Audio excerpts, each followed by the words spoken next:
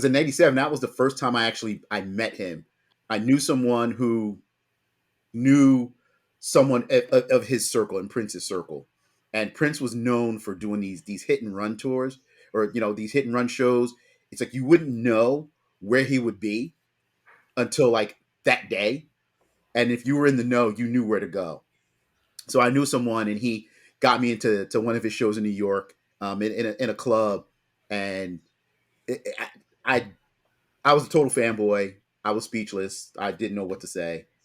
Um, you had 17-year-old me just kind of losing his mind, but he was very nice. He was very, very pleasant. So you got to meet him this day. I met him for the first time that day. Yes, it was great. It was great. Yeah, I heard stories about that where like Prince would be on tour and he would play like say he'd have 4 sold out shows at Madison Square Garden, Mhm. and then if you went over to the Beacon Theater after one of the Garden shows, Prince would do a post show like, Yes. and that was like the after party is another Prince show, and you'd have to find out about it through somebody who knew somebody.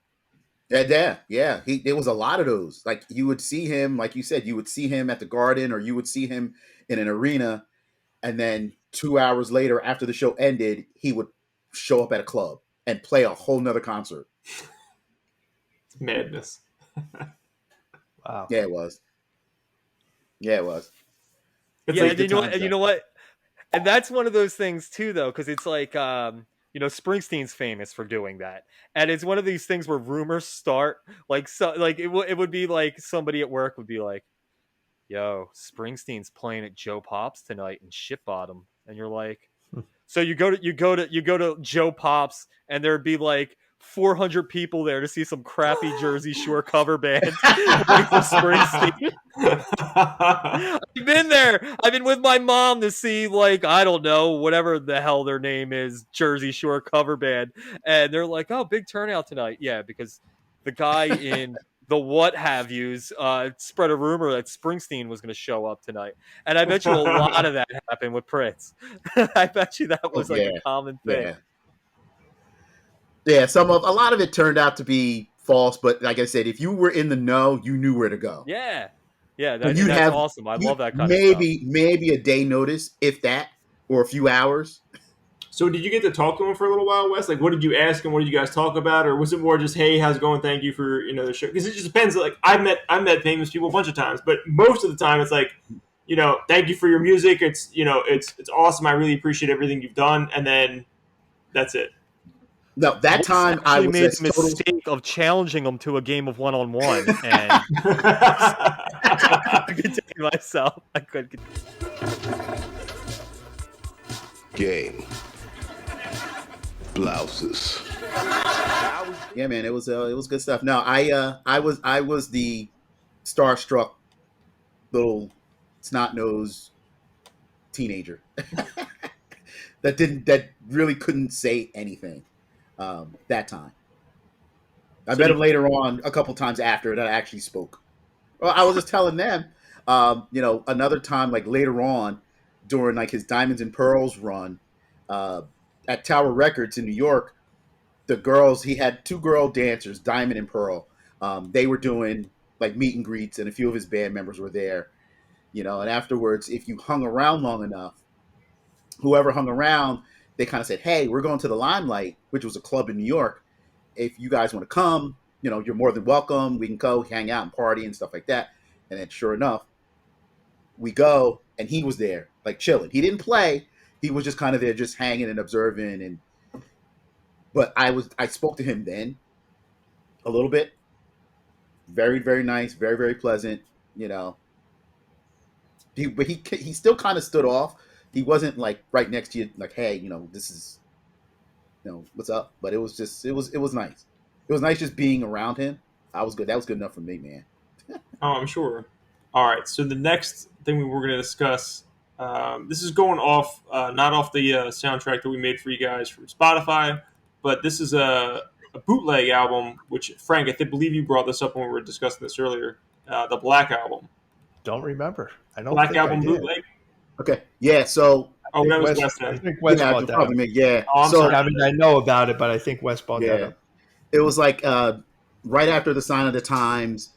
Even though it's great as Sign of the Times was, it was Grammy nominated, the whole bit. A lot of the critics felt that Prince was losing his funk. So to prove them wrong, he did an album that initially was called the Funk Bible, which turned out to be the Black Album. That's one of my favorite albums. I loved it, and Was this that's when like I a kind real of got bootleg though, or is this just what he no, labeled it no. as a bootleg? It was done, completed, ready to ship, and at the last minute he pulls it off. He's like, "Nope, I don't want this released," because he felt something happened to him, if he died, he didn't want to be remembered by that, because he was very angry at the time. Um, Gotcha. I think it's some of his best music. I loved it. But that's when, once he did that, that's when it started circulating that, hey, there's this bootleg that Prince did, and that's first introduced me to bootlegs, because there was like a trade magazine of just like of music, and you can kind of do like pen pals of people of various artists. And I hooked up with one guy, and he was like, hey, you know, this is, I have the Black Album, I'll send you a copy. But that was like my first introduction to bootlegs, because everybody knew it existed, but no one knew how to get it. Gotcha. Yeah, and try finding it now. See how much you would have to pay. Yeah. Well, eventually, after his fight with Warner Brothers did finally put it out officially, but in very, very limited run. Very limited run. And As it's a just a black record or a cover. CD or a tape, like when they Both, put it out, what was it put out as? There's all three, all three, yeah, Gotcha. all three. Yeah, that was like the start of like the whole Prince bootlegs. That was like one of the most widely bootleg albums at the time. Yeah, we sold them at we sold it at my store in LBI. Our that's all we pretty much sold was bootlegs. We had a very big Prince bootleg section. Oh man, I lived for those bootlegs. I lived for those bootlegs. I don't know if it was out of print or if it was actually a bootleg, but I got it. It was definitely out of print at the time, so I don't know how you guys had it. But I visited your record store when I was younger, and I got Garage Days from Metallica, like the original version of that on a CD, and I'm pretty sure it was probably a bootleg, but it might have been It was a like bootleg. okay, It was a awesome. bootleg. That's what I thought. I was like, when I bought it, I was like, I don't know that this was a real CD. I was like, but it's awesome that I got it because I didn't know that they were still making it on CD because it was just, I think it was just a tape before, but that was cool to have. Oh, that definitely started my obsession with bootlegs. I was, anything I can get my hands on Prince related, unreleased stuff. It was, that was it. That was my mission. Yeah, Prince was one of those artists though that like I remember working at the record store. Prince bootlegs were one of those artists that were really like they were the ones that were really sought after. Obviously, you had your Grateful Dead bootlegs that were real big. Metal bands always had huge bootleg collectors, but Prince was one of the ones people would come in regularly for. Yeah, because we talked about his vault, and at that time, that's when the vault rumors really started to circulate. And then once the bootlegs hit, you saw how much music was out there. Yeah, I mean, like I said, that's why it shocks me that stuff still like hits that never saw the light of day before because Prince bootlegs were a thing. So there were leaks from that vault, but not not not the full thing. Not the Mm. full thing. We're still getting stuff. Prince is going to put Tupac, Johnny Cash. He's going to put them all to shame with the post mortem post death. releases. Yeah, Oh, I I agree agree. with that. Now, the next thing we're going to discuss, I can't think of anything more West than this. You have Prince, obviously, we've been talking about that the whole time. And you have Wes's other favorite thing, Batman, combining together for Batman 89. Wes, what did you think about this? Man, as a comic book fan, I was so happy to see Batman on the screen. And then I heard Prince was doing the soundtrack. Man, I lost my mind. And when I heard Bat Dance for the first time on the radio, oh man, it was great. It had that Batman sound to it. It was it was great. It was fantastic. See, I love that Wes is into it because you know what? The Batman soundtrack is one of these is it's one of it's not Prince's greatest critical moment. A lot of people pan the Batman soundtrack.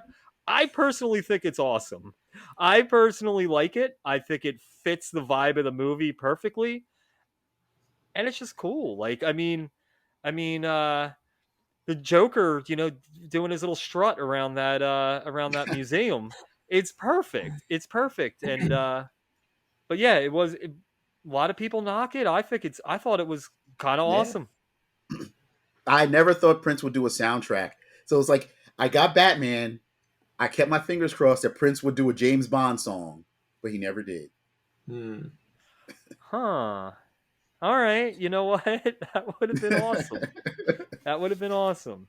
I think he would have had to make a cameo in the movie just because all those old James Bond movies were sexual. Also, like he would have had to play some sort of part in the movie at some point. Oh, Prince could have been a Bond villain. Yeah, that's true. Prince totally could have been a Bond villain. I can picture that. I can picture him as a Bond villain. This is Making the face with his eyes, you know him. You can make one of those Prince faces and be like, there's a Bond villain right there. Yeah. Oh, you figure if Remy Malik can be a Bond villain, There Prince you could go. have too. Dude, Prince would have killed it as a Bond villain. What would his weapon be? Offering Bond a sifter of brandy, like that would be great. Would you like some brandy, Mr. Bond? Oh yeah, can I retroactively make this movie? When I get my time machine, I'm going back and getting Prince involved in a Bond. You can get something from the vault and just make it fit into a Bond movie. There's plenty of stuff left. That's going to be something that's going to pop out of the vault. It's going to be like, it really is. They're going to be like, wait, Prince has an entire record of demos that were Bond movie submissions. Don't get Wes all excited here. He didn't just write one Bond song. He wrote 30 of them. That's it. It's probably in there somewhere. I never meant to cause you any sorrow. And Wes is like, oh man, that goes. I'm in. I can only wish. I mean, because he did a lot of obscure stuff. You guys remember the Pepsi song with I think it was Ray Charles singing like "You Got the Right One, Baby"?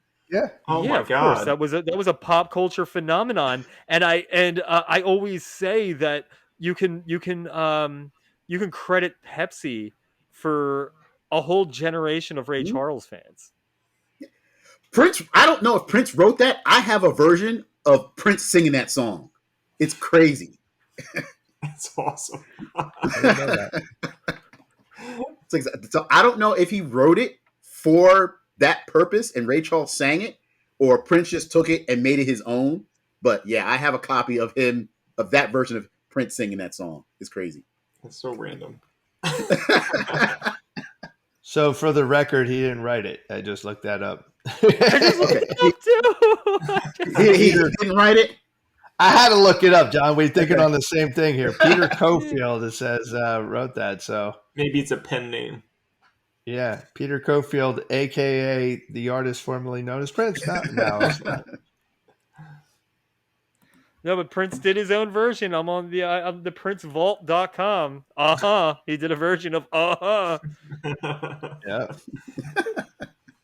Why not? Good stuff. Good stuff. I'm going to be checking that out when we're done recording here. That's right.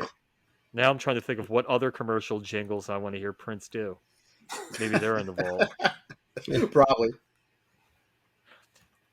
Prince has a version of the Mentos song.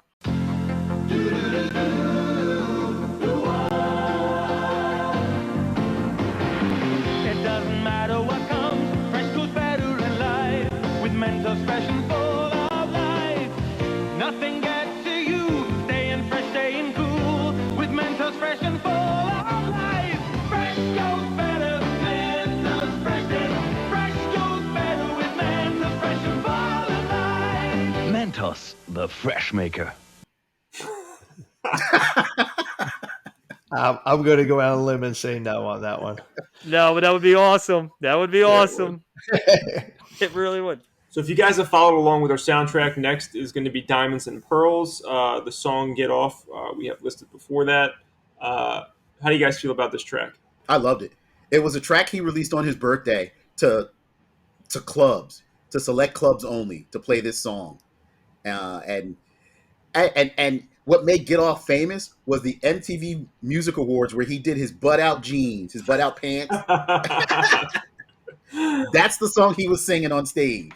Oh man, yeah, I included a picture of that in the little Maceo edit that I did. I didn't realize it was from that song. That's That awesome. was the song. Followed years later by Marilyn Manson do a very similar thing with the assless pants. Whenever somebody shows up with assless pants, you got to talk about it, right? But I mean, the Diamonds and Pearls CD was, I guess, his first resurgence, because he kind of cooled off. But then the Diamonds and Pearls CD was dropped and it became a commercial success. Warner Brothers was like super happy all over again. Yeah, I do like the song Diamonds and Pearls itself. Like that's an excellent song also. Yeah, the CD itself, I overall I enjoy. I mean, there's maybe one or two tracks that I'm really not crazy about, but I know Cream was another single. Cream, yeah. Not one of my favorite songs, but it was hugely popular. It was all over the radio. But Get Off was it for me. That was it. After this, Prince is changing his name to a symbol. So I'm guessing. You guys tell me, was this before the artist formerly known as Prince, and then the symbol came, or what was the order of that? The Symbol album came out first, Okay. and then he just kept that symbol. And then when he changed his name, that's what he changed it to. Okay. And then eventually he went back to Prince. Eventually, he went back to Prince, and he changed his name because he was in a war with Warner Brothers over his masters. He wanted to own his material, and Warner Brothers was like, "No, we own it." So, and that's when he changed his name and kind of did his own thing. And that's when he wrote "Slave" on his face, because he felt he was like a slave to the system, to Warner Brothers. And that was the third time I met him. I called out of work because Prince and his band were showing up and doing a meet and greet at Tower Records in the Village in New York. And I'm in line, and then don't you know, the local news station showed up to like interview people, to say, "Hey, Prince is here. Let's talk to some of these people." I thought I was gonna die, man. I had to hide. I'm scrunching down. I'm like, "Oh my god, my boss sees me. I'm fired." That was like that time that Metallica played that free concert in the parking lot of what is now Wells Fargo, and it was like during a weekday afternoon. It was like Wednesday at 3:00. Come to the free Metallica show, and Mhm. a bunch of kids that went to my high school all got busted because they were on TV. That's awesome. Did you get caught, Yeah. Wes? Did you get away with it? I didn't get caught. I got away with it. He signed. There was a magazine. I think it was a Spin magazine that did an article on Prince. So he signed his picture for me. I framed it. And I had each of his band members sign the picture, and I actually had a chance to like talk to him. And like I said, I told him, "I don't care what anybody tells you. I'm your fan. I'm your number one fan right here."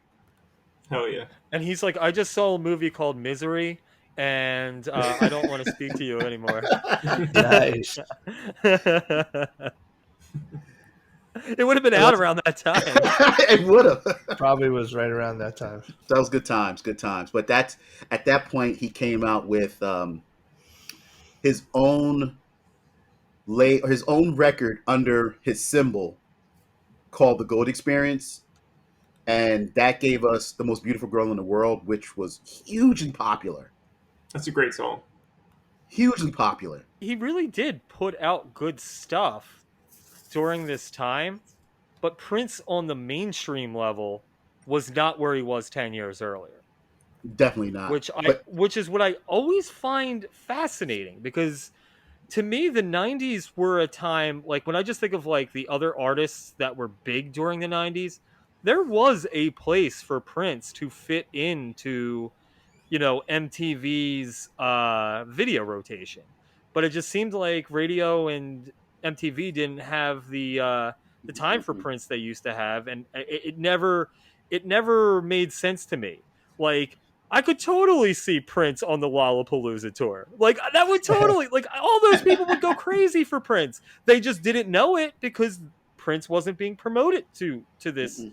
to this Right. new audience. Nope. And I always find that very strange. Like, if you look at, even in 19, I was just looking at his tours from as recent as 1992. He was doing 3 sold out nights at the Spectrum, and then in 1995 he's playing Roseland and the Electric Factory, Mm-hmm.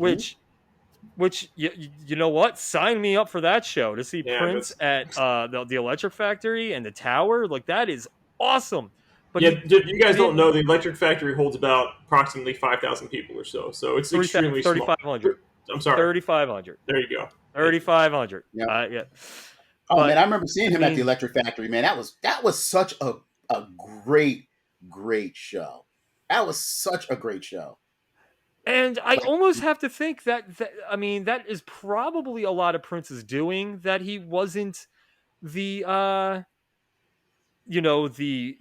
the cultural icon he had been 10 years earlier. mm, I think he probably was like, I don't want to be on TV every day anymore. I'd rather play at the Electric Factory than play, jam packed arena. mm-hmm. Like, Yep, yep. going back to roots of sorts. So maybe it Yeah, was that by design. Maybe it was, I mean, he was in fights with Warner. Maybe, Warner probably had some pull on radio stations and TV play. That could have been a thing. I don't know. I never really looked into that. But it always fascinated me that, like, Prince in the 90s was almost like, I mean, he was doing great stuff, and we all know that he changed his name to a symbol. We all know about the artist formerly known as Prince. Like, these are like kind of pop culture tidbits, but, like, he didn't have like the crazy videos that he had in the 80s. He didn't have no. he wasn't on, late night TV the way he was before. It's almost like a lost decade from a pop culture standpoint of Prince. And I'll give you an example. Um, while I have spent a total of like 10 minutes in my life listening to the bands that were on the Woodstock 99 bill, I have watched every documentary possible about that festival because I just find it fascinating. And they were talking about how on the last day of that festival, there was this rumor that Prince was going to play. And I'm like, thinking in my head, I'm like, this audience, Prince would go so far over their head. Like I don't see the Limp Bizkit fans being like, yeah, I want to listen to Prince. They wouldn't get it. True. It's and to me, it's like, yeah, the 90s. Now, he could have showed up at the Woodstock 94 and everybody would have went nuts for him because it was a different crowd. They would have been into it. But it just seems like the 90s were kind of like this lost period of Prince. Great music came out of it, but it's almost like, a lot of people wouldn't be able to tell you anything about Prince in the 90s. There I may love be 90s Prince. there I may love be 90s Prince. a connection though, John. Prince had Starfish coffee, and Limp Bizkit had chocolate starfish and the whatever the fuck the rest of that title was. So there may have been some sort of correlation between the two. Well, when people think of the great musical minds, you think of Beethoven, Mozart, Prince, Fred Durst. To be fair, he's a good producer. He knows what he's doing. He's a smart guy. But obviously not Prince. Look, I like Limp Bizkit. Oh. Yeah. I've seen them live a few years ago by chance, and it wasn't like I went out of my way to see them. They happened to show up at the show because they got put on the bill like a week before the show went. and they played surprisingly well, and everybody was into it. I couldn't believe it. It felt like early 2000s. It was weird, and this was like a few years ago. Yeah, I want to forget about the early 2000s, please. It's funny, but Brandon, you mentioned Prince playing at Roseland, and in '97 he played at Roseland, and I was supposed to go to that show, and my wife was pregnant with my third child, and she was like, "Guess what? My water broke." I'm like, "Oh no!" I was supposed to go to that show, and I made friends again with someone that works in his circle, and I was supposed to meet them up there, and I couldn't go. Told him I couldn't go, and my wife gave birth to my youngest daughter, and who we named Maite, which was Prince's wife at the time. That's how much of a fan I am. She was like, so what do you think about this? She's like, I'm sorry you couldn't go, but what do you think about this as a name? I'm like, oh, it's Prince's wife? Not a problem. I'm good with that. I love that. I love that. And then a couple weeks later, I get a package in the mail with a recording of the show he did at Roseland, and he signed it and said congratulations on it. So That's awesome. I told my daughter. That I told my daughter rules. that story, and so yeah, That rules. that's her story. But to me, that like I said, like even though like the '90s, like from the pop culture standpoint, was like a lost decade for Prince, that is so cool that he was out there playing shows at Roseland. Like seeing Prince, seeing Prince at those size theaters had to have been such an incredible experience. Not only that, Oh, yeah, just taking the time out to do that for a fan. Like, oh, he had a kid, he couldn't make the show because he had a baby. Oh, well, give me a recording of the show. I'll sign it and send it to him. Like, what a thoughtful thing to do. Oh, that's amazing. Like that. No, that Yeah, is man. literally amazing. Literally amazing. But that's Prince. Like, Yeah. you know. My daughter's proud of that story. She tells everybody. And then now as she got older, and I told her the story, she took an appreciation to Prince. Hey, that's the most important thing. There You you got to keep go. That's people all that listening matters. to it. That's all that matters.